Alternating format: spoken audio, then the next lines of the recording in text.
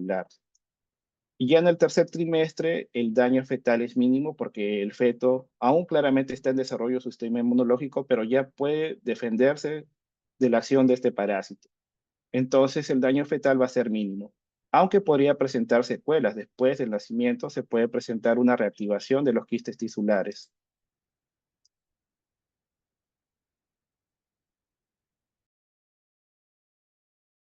Dentro de las manifestaciones, ustedes deben tomar en cuenta que va a depender del sistema inmunológico del hospedero, si es un inmunocompetente o un inmunosuprimido. En el caso de los inmunocompetentes, puede pasar desapercibido, puede presentarse asintomáticos, pero hay otros individuos en los cuales sí se presenta una sintomatología, la cual suele ser variable. Dentro de ellos se destaca lo que es la fiebre, el malestar general, linfadenopatías, miocarditis y encefalitis. Aunque el daño a nivel del sistema nervioso no suele ser tan severo o inmunocompetente, pero sí se pueden presentar raros casos que han sido relatados en la literatura.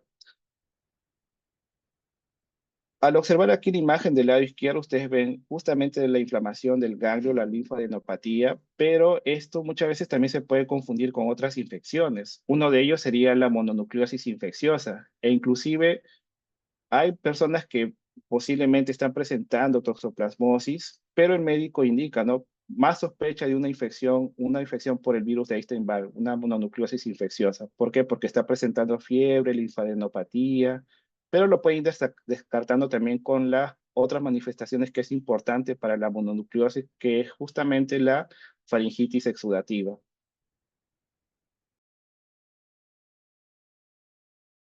Eso, por ejemplo, sucedió con una amiga hace algunos años. Ella viajó a Río de Janeiro, fue a consumir mariscos, estaba en la playa justamente, y después de unos días, después de una semana y media, ella presentó fiebre y linfadenopatía, presentó los ganglios inflamados a nivel del cuello.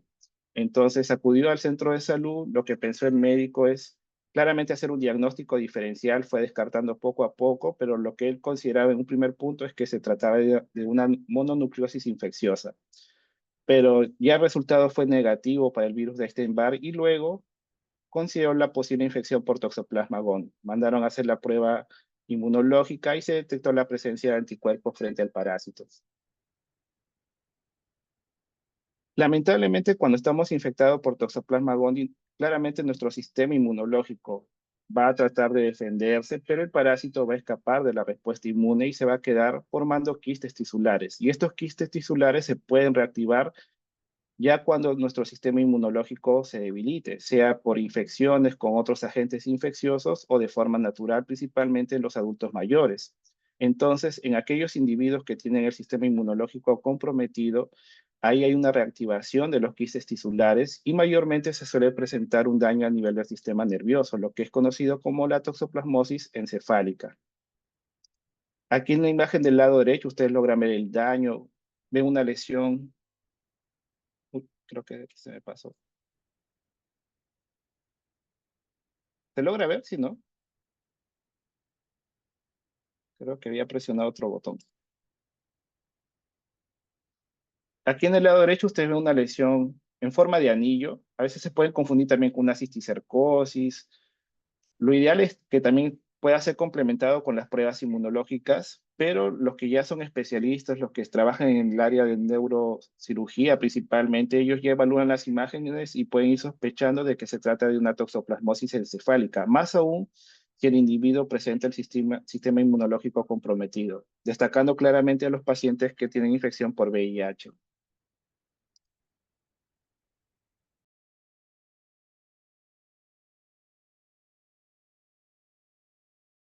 En la toxoplasmosis ya adquirida durante la gestación, como ha sido mencionado previamente, va a depender del trimestre en el cual la mujer se ha infectado con este parásito. Si es en el primer trimestre, es más grave, el daño es severo, entonces puede causar abortos, el nacimiento de niños anormales que van a presentar una triada que es característica, conocida como la triada clásica de Sabin-Feldman, que va a presentar la corioretinitis, la presencia de calcificaciones, múltiples calcificaciones intracraneanas y también va a haber un daño, una reacción inflamatoria a nivel de los ventrículos cerebrales en los cuales va a haber un acúmulo de líquido cefalorraquídeo y esto podría desencadenar una hidrocefalia. En el tercer trimestre se indicó de que la probabilidad de transmisión es más alta debido al adelgazamiento de la pared placentaria, pero el daño es menor, debido a que el feto ya puede reaccionar frente a la presencia del parásito. Pero a pesar de ello, si se da el nacimiento, después de 1 a 2 semanas, el recién nacido puede presentar fiebre, patomegalia, justamente debido a la presencia del parásito, o con el pasar de los años, los quistes tisulares que se han quedado dormidos a nivel tisular pueden reactivarse, pudiendo presentar una corioretinitis, también un retraso psicomotor o mental.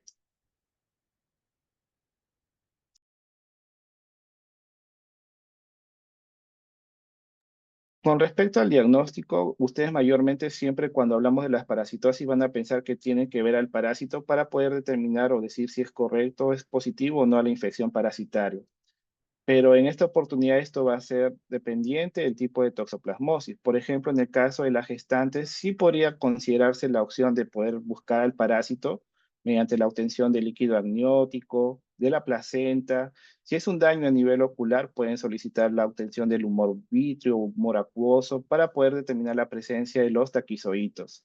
Pero como se indica aquí, la búsqueda del parásito suele ser bastante raro. A pesar de ello, también cuando hablamos del ciclo biológico, indicamos que el parásito puede estar presente en la sangre, pero es un periodo bastante corto, de casi una semana, hasta menos de una semana. Entonces, ustedes nunca van a considerar el uso del frotis sanguíneo para buscar a este parásito. Por lo cual, lo que sí va a ser una elección para el diagnóstico, la primera elección para el diagnóstico para ustedes va a ser la detección de anticuerpos frente a este parásito. Hace ya varios años se utilizaba lo que es el test de Sabin-Feldman, pero se presentaban unas dificultades. ¿Por qué? Porque en esta oportunidad dependía de la presencia de cultivos celulares. No todo centro de salud puede hacer los cultivos celulares. Y lo otro es que también, si bien es cierto, no tenían cultivos celulares, podrían hacer infección en roedores. Y el problema es que tenía que infectar semanalmente. Entonces, un centro de salud no se puede ver expuesto a estar criando ratoncitos en laboratorio, por lo cual se ha dejado de lado el uso del test de Sabin-Feldman. Y mediante ello es que se han desarrollado otras pruebas de laboratorio dentro de ella, la prueba de ELISA, que es la más utilizada y que busca la detección de inmunoglobulina M, inmunoglobulina G y A. Aquí en nuestro país, aparte de lo que es el uso de la prueba de ELISA, también se han desarrollado otras como lo que es la inmunofluorescencia indirecta y también el Western blot. E incluso el Instituto Nacional de Salud les llegan muestras para poder determinar o utilizar pruebas que sean más sensibles y específicas, como es el caso de la inmunofluorescencia indirecta. Y con respecto al Western blot, esto recién poco a poco se ha ido estableciendo, al menos lo que es Cayetano Heredia se ha desarrollado con más especificidad esta metodología.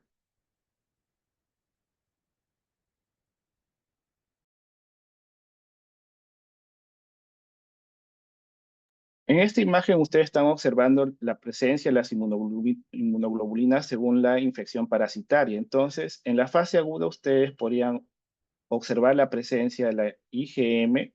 Hay un pico de la inmunoglobulina M, pero luego va a haber o va a presentarse una disminución de esta inmunoglobulina. Aunque es bueno mencionar que la inmunoglobulina M, claramente hay un pico en la fase aguda, pero puede permanecer después de meses o hasta después de un año. Eso puede dificultar un poco la interpretación de los resultados. Con respecto a la inmunoglobulina G, sí alcanza un pico, pero ya asociado a la fase crónica. Y esto se mantiene constante, entonces la presencia de la inmunoglobulina G nos indica que el paciente ha estado en contacto con este parásito en algún momento de su vida. No es una infección activa o reciente, es pasada.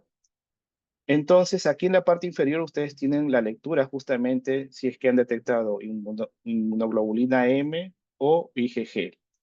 Si solo detectan IgG, como ha sido mencionado previamente, eso se interpreta como una infección pasada.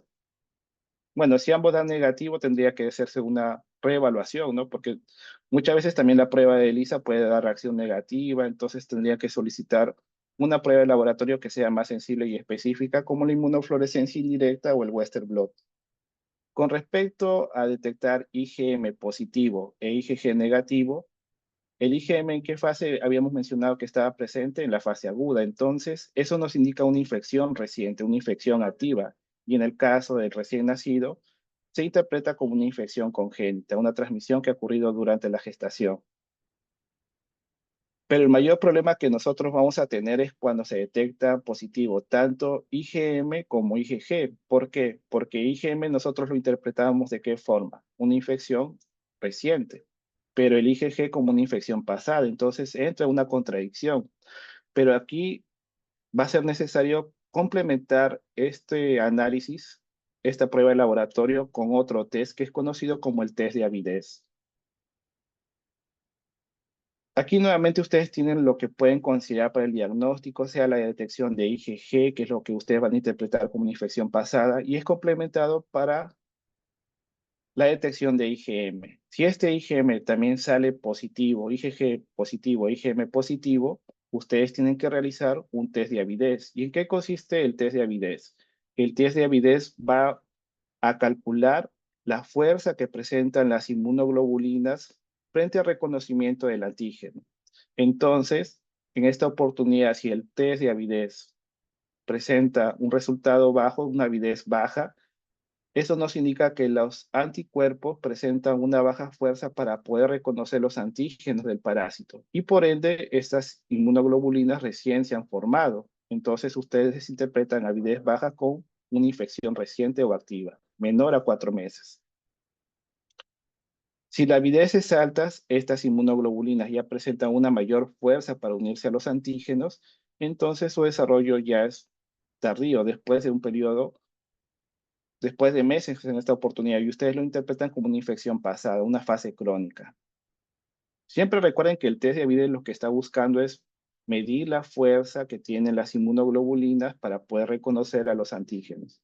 Si es baja, es una baja fuerza para unirse a los antígenos y por ende ustedes lo interpretan como el paciente que se encuentra en una infección reciente, una fase aguda. Pero si la avidez es alta, es una mayor fuerza para unirse a los antígenos, entonces estas inmunoglobulinas ya se han formado hace varios meses, entonces estarían frente a una fase crónica de la toxoplasmosis.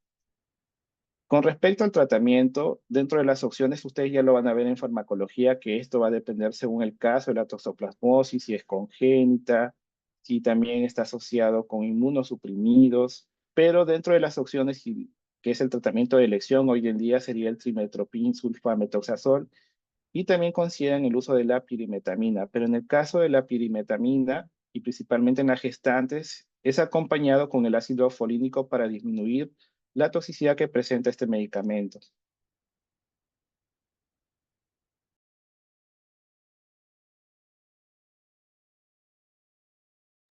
Bien, ahora vamos a pasar a la toxocariasis.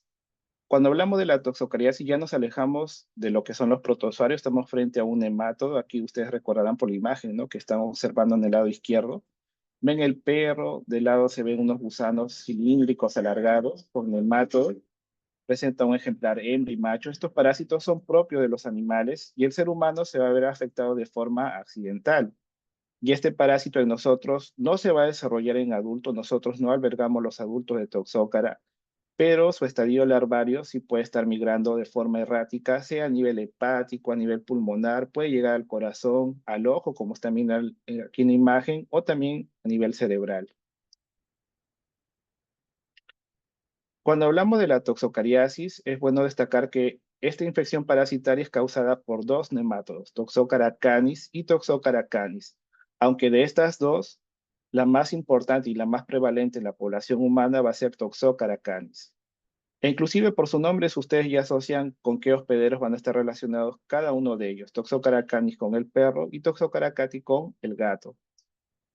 En la clase de nematodos intestinales, ustedes conocieron Ascaris lumbricoides, un gusano de gran tamaño, de 20-25 centímetros de longitud, pero cuando hablamos de toxócaros, toxócaras ellos son catalogados como los ascarídeos, justamente estos animales domésticos, cuyo tamaño puede ir variando de 6 a 15 centímetros de longitud. Quién sabe, de repente ustedes en su casa habrán observado en sus mascotas, ¿no? Cuando les llega un perro o de repente un gato, la recomendación en esta oportunidad es que los desparasiten. Y pasado 1 o 2 días, el perro empieza a eliminar unos gusanos de gran tamaño, justamente de ese tamaño que hemos indicado previamente. Esta parasitosis tiene también una amplia distribución y suele afectar principalmente a la población infantil. Asimismo, como se mencionó anteriormente, es que estos parásitos son del grupo de los nematodos gusanos cilíndricos, alargados. Hay dos ejemplares, el macho y la hembra. Aquí del lado derecho, creo que en el laboratorio lo van a poder observar la siguiente semana, es que en la región anterior estos parásitos presentan unas estructuras conocidas como las alas cefálicas. Pero tengan en cuenta que los estadios adultos solo van a estar presentes justamente en estos animales, sea el perro o el gato, dependiendo de la especie. El ser humano nunca va a albergar los estadios adultos de estos parásitos. Aquí en la parte inferior, ¿qué observan? Estos animales, si defecan, peor aún, si defecan en lugares públicos, ¿no? En los parques, parques que son frecuentados por niños, también por adultos que van a hacer sus picnics o algunas actividades. El perro cuando defeca va a eliminar, y si está infectado claramente, va a eliminar los huevos. Y estos huevos, tengan en cuenta que todavía no son infectivos. Necesitan caer a la tierra para poder madurar. Entonces, ustedes recordarán ahí un término, ¿no? Que son los geohelmintos. Toxócara también es un geohelminto.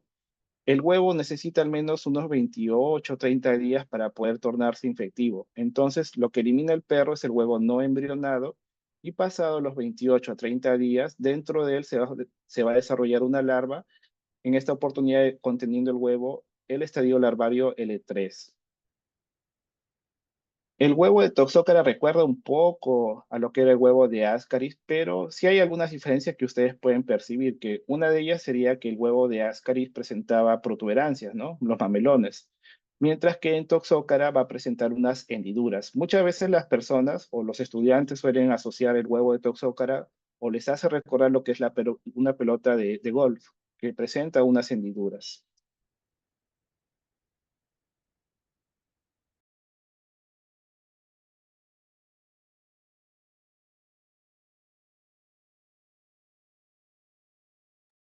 Bien, ahora observando la transmisión, ¿qué es lo que va a suceder? Ustedes ven ahí a los animales que van a actuar como los hospederos definitivos de estos parásitos, dependiendo claramente de la especie, si es el perro, Toxocara canis y Toxocara canis para el gato. Ellos albergan los estadios adultos de estos parásitos. En ellos, el parásito, cuando estos animales ingieren los huevos larvados, en ellos sí se va a llevar a cabo el ciclo de Los. El parásito hace una migración a nivel pulmonar, sube el árbol respiratorio para luego establecerse a nivel del intestino y transformarse en los adultos. Eso sí lo hace, pero lo hace en el perro, justamente Toxocara canis y Toxocara catis para el gato. Solo que estos animales, ¿qué están haciendo? Si están infectados a través de sus heces, están eliminando los huevos no embrionados. Y estos huevos, como se indicó previamente, necesitan caer en la tierra para poder madurar. Entonces, pasado ese periodo de 28 a 30 días, dentro del huevo ya se forma la larva L3. Y este huevo conteniendo la larva L3 ya va a ser el estadio infectivo tanto para estos animales como para el ser humano. Entonces, el principal estadio por el cual el ser humano se va a ver afectado por Toxócara, las especies de Toxócara, va a ser el huevo larvado.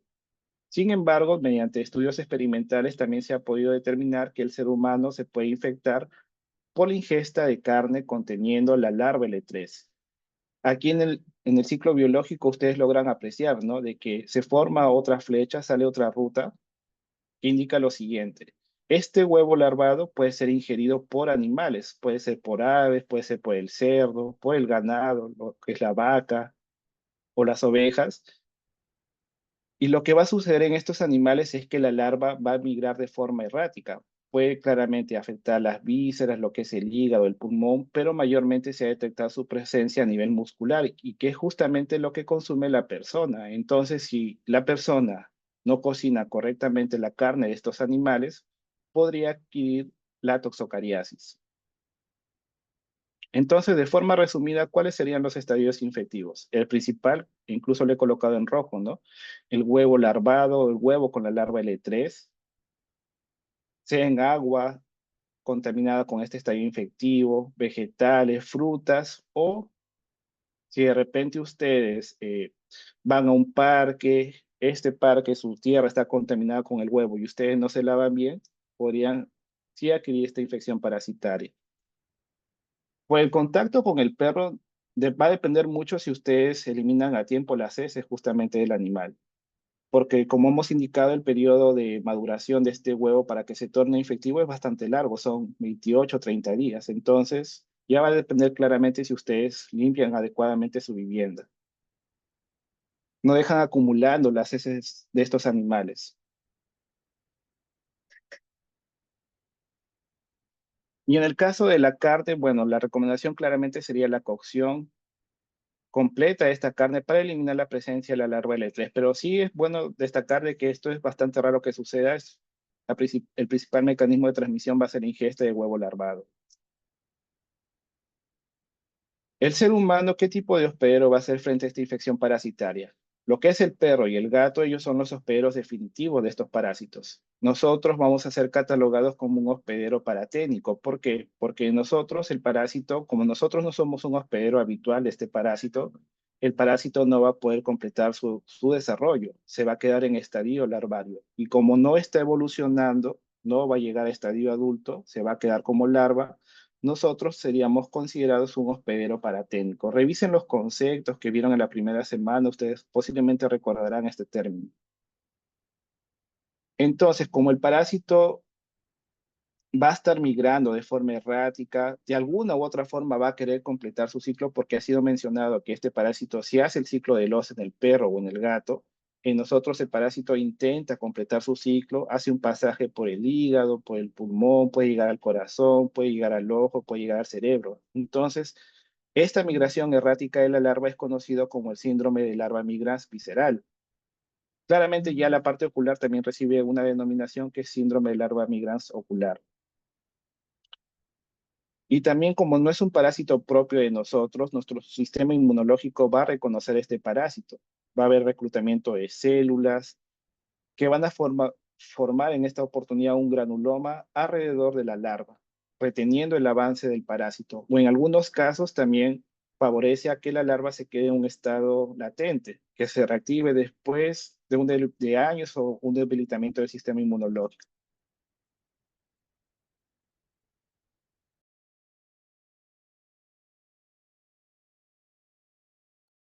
En esta imagen ustedes están observando factores de riesgo. Creo yo que cuando han ido a un parque siempre ven los letreros, ¿no? Que indican lo siguiente. Si usted va a pasear a su perro, ¿qué tiene que hacer con las heces? Tiene que recoger las heces porque si estas heces se mantienen en los parques, esto va a favorecer a que los huevos se tornen infectivos. Ya contengan la larva y sea considerado el huevo larvado que es favorable para la transmisión en el ser humano.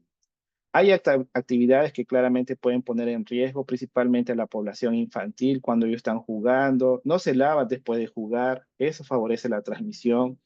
Y lo otro también de adultos, los adultos también cuando van a estos lugares públicos, hacen tal vez un picnic, alguna reunión, no se lavan las manos, pueden estar expuestos a esta parasitosis.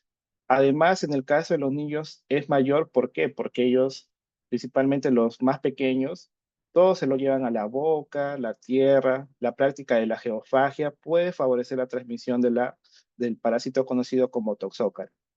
Y esto sí ha sido evidenciado en nuestro país porque se han hecho estudios colectando la tierra de diversos parques. Al menos el que he colocado aquí corresponde a un estudio que hicieron en Surco, en donde detectaron la presencia de huevos de toxócara. Pero ya detectaron lo que es el Cono Norte, también en el interior de nuestro país, lo que es Huánuco y también en San Martín.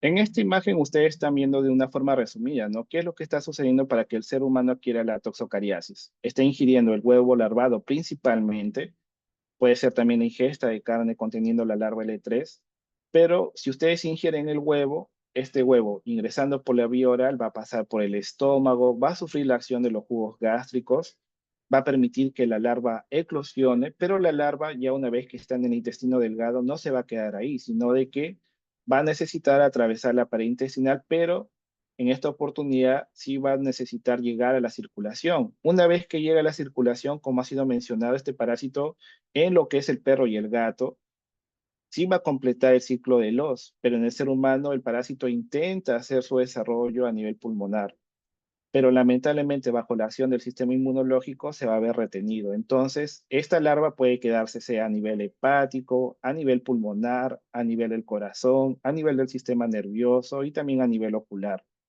aunque también se ha detectado la presencia del parásito a nivel de los riñones. Estando a nivel circulatorio, realmente el parásito puede llegar a diversas regiones de nuestro organismo. Pero recuerden que el parásito justamente está afectando estos órganos debido justamente a su diseminación por la vía hematógena.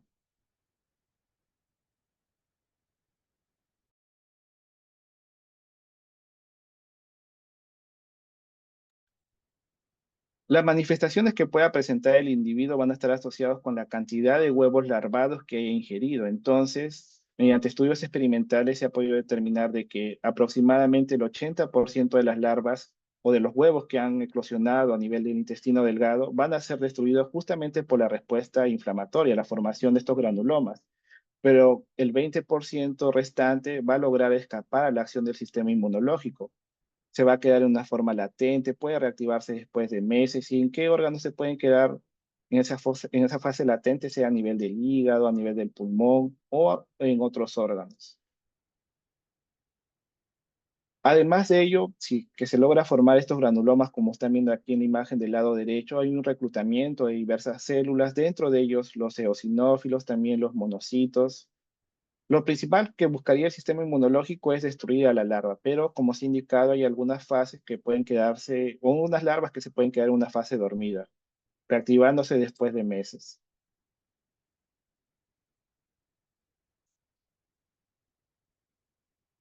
Estos granulomas en sí, como ustedes están viendo aquí en la imagen, ven diversas células que están alrededor, también la presencia de tejido fibroso, pero si es que se produce la muerte, esto podría llegar a calcificarse.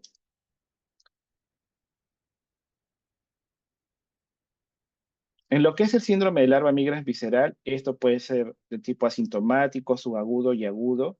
Va a depender de la cantidad de huevos larvados que ustedes hayan ingerido, del órgano que está siendo afectado y también de la respuesta inmunológica, porque si no se forma este granuloma, la larva va a seguir avanzando. Además de ello, también se indica que la toxocariasis es catalogada como una infección autolimitante, porque debido a que si es un inmunocompetente va a poder combatir a la presencia del parásito y eliminarlo prácticamente en un periodo de 6 a 18 meses. Y dentro de las manifestaciones que podrían presentarse en el síndrome de larva migrans visceral podría ser una leucocitosis, siendo una infección causada por un helminto, justamente un nematodo, hay un aumento de los eosinófilos, entonces puede presentarse una hipereosinofilia sanguínea. También uno de los órganos que puede ser mayormente afectado, justamente porque el parásito atraviesa pared intestinal, cae a la circulación, lo primero que va a entrar en contacto va a ser a nivel hepático. Entonces puede producir una hepatomegalia y también linfadenitis. Estando a nivel pulmonar, lo que se puede presentar es una tos, una disnea, anorexia y también lo que es malestar abdominal. En el caso del daño a nivel del sistema nervioso central, es bastante raro. A nivel mundial solo se han descrito hasta el momento 100 casos. No suele ser de todo específico, tiene que sí ser acompañado con las pruebas inmunológicas para poder asociarlo con una toxocariasis. Pero a nivel cerebral se puede sí dar la formación de estos granulomas y estos son los que van a desencadenar una reacción inflamatoria, lo cual puede estar presentando en esta oportunidad en el paciente o puede evidenciarse en el paciente la presencia de convulsiones.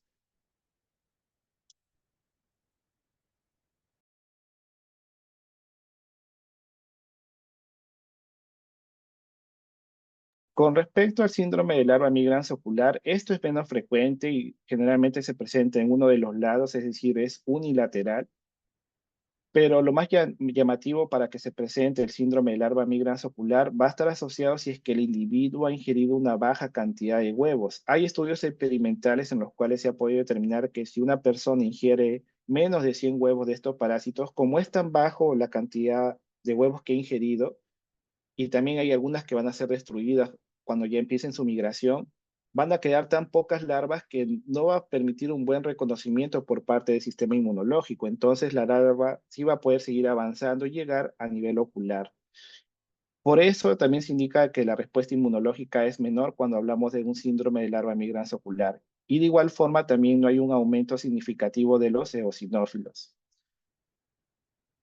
Estando a nivel ocular, lo que se podría presentar una endostamia crónica con un daño a nivel del coroides, la retina y también a nivel del humor vítreo. Hay presencia así de granulomas, como está viendo aquí en la imagen, que se está señalando con el puntero, que la lesión suele tener un aspecto algodonoso. Y si esto no es controlado a tiempo y si hay una gran cantidad de granulomas, esto sí puede generar lo que es la pérdida parcial o total de la visión y también asociado con lo que es el daño a nivel de la retina.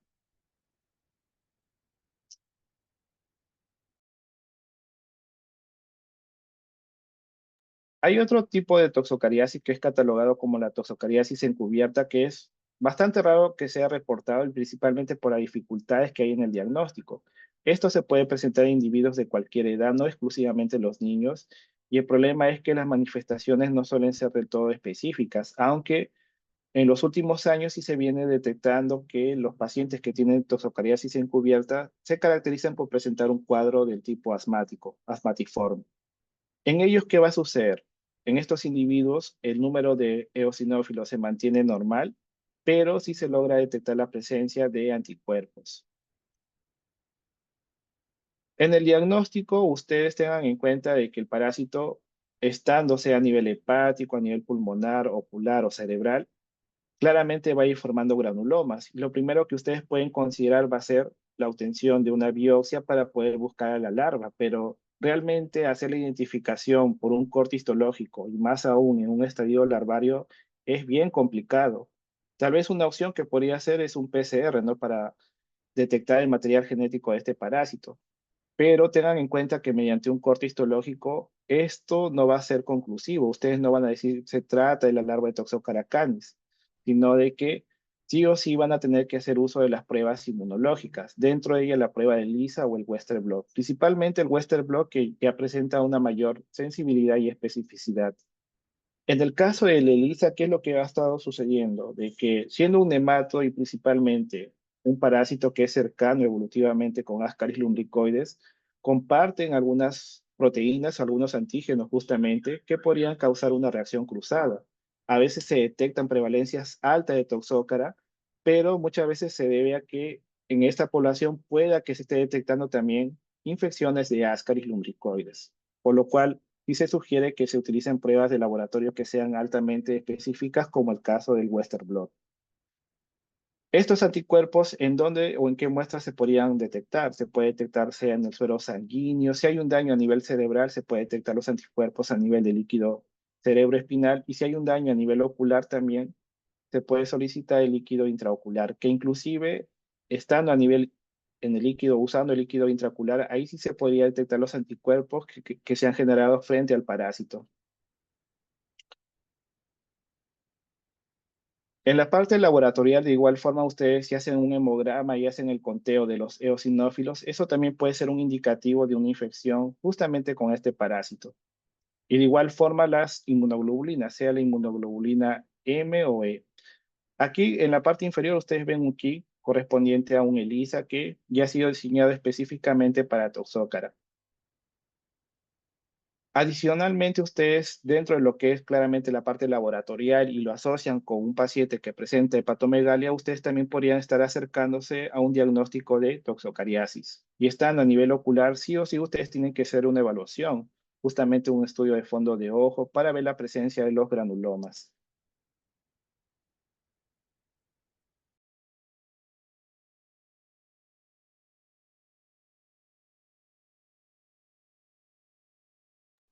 Por último, aquí tenemos lo que corresponde al síndrome de larva migrans cutánea. La imagen del lado izquierdo, ustedes de repente lo recordarán cuando vimos la clase de nematodos intestinales en el ser humano, justamente ancilostoma. Este síndrome de larva migrans cutánea puede ser causado por especies del género ancilostoma, pero que son propios de animales, sea del perro o del gato.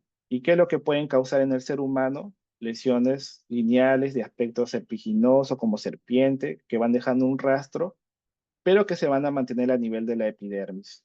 Estos parásitos sí no alcanzan la circulación y no van a tener un desarrollo a nivel pulmonar en nosotros. Entonces, cuando hablamos del síndrome de larva migrans cutánea, tengan en cuenta que estamos a una infección parasitaria que es causada por nemátodos propio del perro y del gato. Y en esta oportunidad el ser humano también va a ser un hospedero paraténico porque el parásito se va a quedar en estadio larvario. Incluso el mismo nombre ya les dice, ¿no? Síndrome de larva migrans cutánea. El estadio que va a ir causando el daño va a ser la larva. No hay un desarrollo del parásito hasta estadio de adulto. Siendo parásitos propios de animales, entonces estamos frente a una zoonosis parasitaria, pero recuerden que el ser humano no es específico de estos parásitos. En la literatura, claramente ustedes están viendo estas lesiones cutáneas, estas lesiones lineales serpiginosas, da la apariencia de lesiones como si fueran ampollas, justamente que indican el avance de esta larva, pero en algunas oportunidades de forma ocasional se ha visto de que estos parásitos, si son ingeridos, claramente ingresando por la vía oral, de alguna u otra forma sí pueden dañar o realizar lo que es el ciclo de Los y causar el síndrome de Loeffler. Pero esto es bastante raro que ocurra y mayormente se asocia cuando la persona ha ingerido las larvas de estos parásitos. No es que el parásito esté ingresando por la vía cutánea. ¿Qué parásitos pueden causar el síndrome de larva amiga cutánea? Ustedes están observando que hay algunos que son catalogados como principales, otros como secundarios y otros que lo hacen de forma rara o son desconocidos hasta el momento. Entonces, los principales que tenemos aquí son Ancylostoma brasiliensis, Ancylostoma caninum y ceylanicum y por último, Uncinaria stenocefala. De estas especies en nuestro país sí se ha detectado la presencia de Xylostoma caninum y Ceylanicum. No exclusivo a la región amazónica, también se ha detectado aquí en Lima.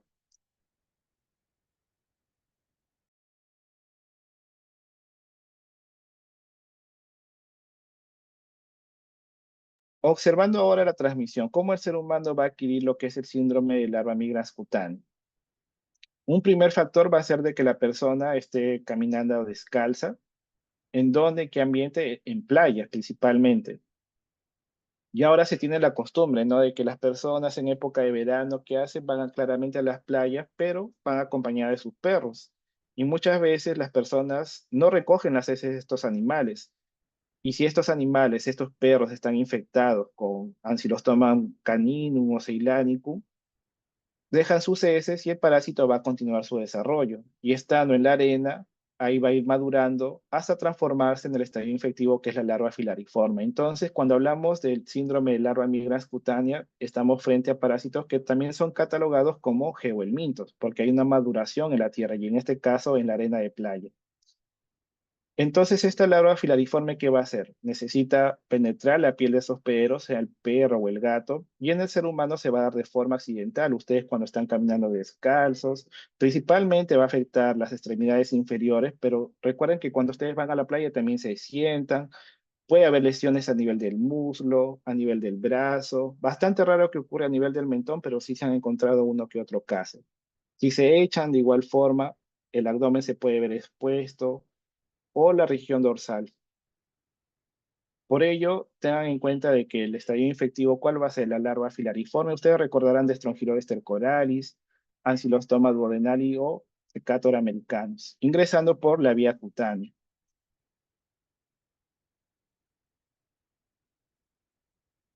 Como se indicó previamente, esta larva lo que va a hacer es ir migrando de forma errática, pero a nivel de la epidermis, porque nosotros no somos un hospedero habitual de este parásito. Aparte, se ha podido determinar de que las uncinarias, justamente Ancylostoma caninum o Ceylanicum, propio de estos animales, carecen de una enzima que es la colagenasa, y esto es lo que evita a que el parásito en el ser humano atraviese la membrana basal y se queda a nivel de la epidermis migrando de forma errática, produciendo que una reacción inflamatoria, ustedes ven lesiones del tipo lineal, de aspecto serpiginoso, parece una serpiente justamente, y también debido a este avance que va haciendo la larva, se va formando como unas figuras que se asemejan a mapas, mapas geográficos. Por eso en las zonas que tienen un mayor impacto, como lo que es Brasil, en zonas de fortaleza, áreas turísticas, debido a la presencia de estas playas que son frecuentadas mayormente, las personas se ven expuestas al caminar descalzo con este parásito, por lo cual esta infección también es catalogado como o conocido como el bicho geográfico, por la formación de estas lesiones lineales que dan el aspecto de mapas geográficos.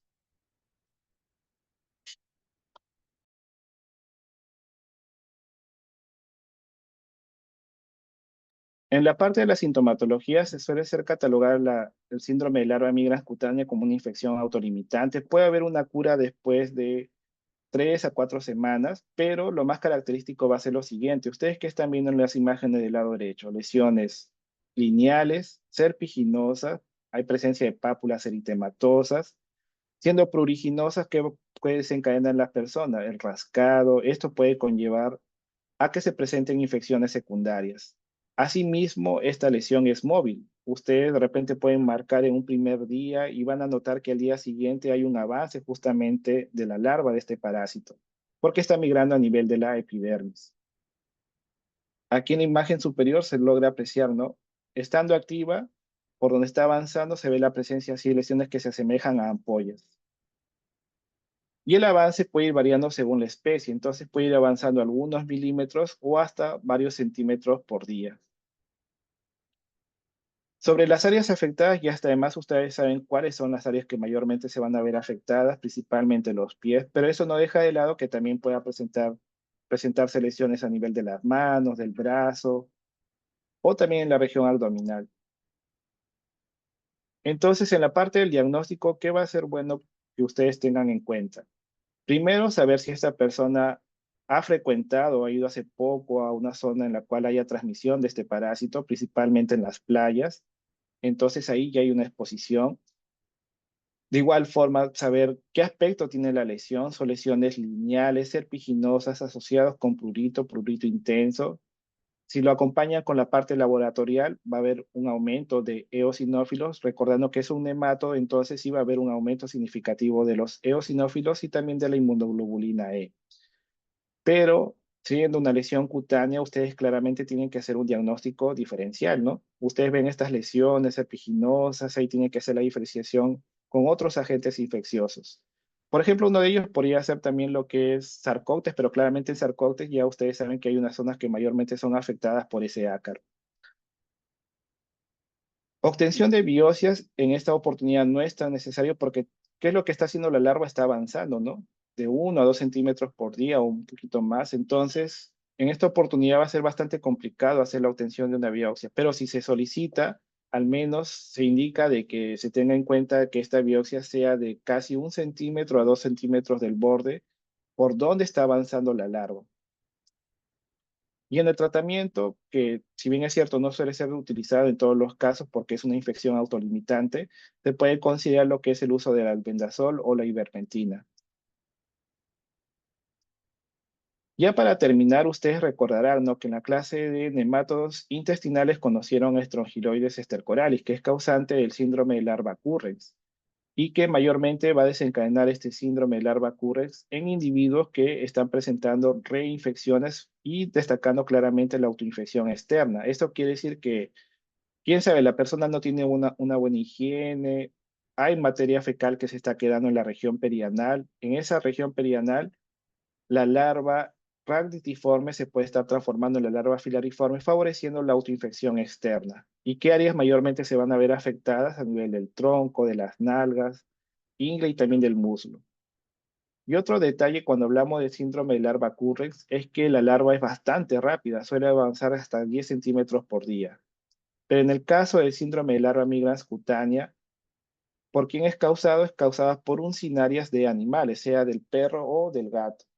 ¿Y qué áreas mayormente se van a ver afectadas? Las extremidades inferiores. Y otra característica diferencial sería en esta oportunidad cómo es que avanza esta larva. Puede ir variando o avanzando de 1 a 2 centímetros por día. Es más lento en comparación con la larva de Strongyloides stercoralis. Bien, chicos, no sé si tendrán alguna consulta. Pueden aprovechar en este momento. Está todo bien, todo tranquilo.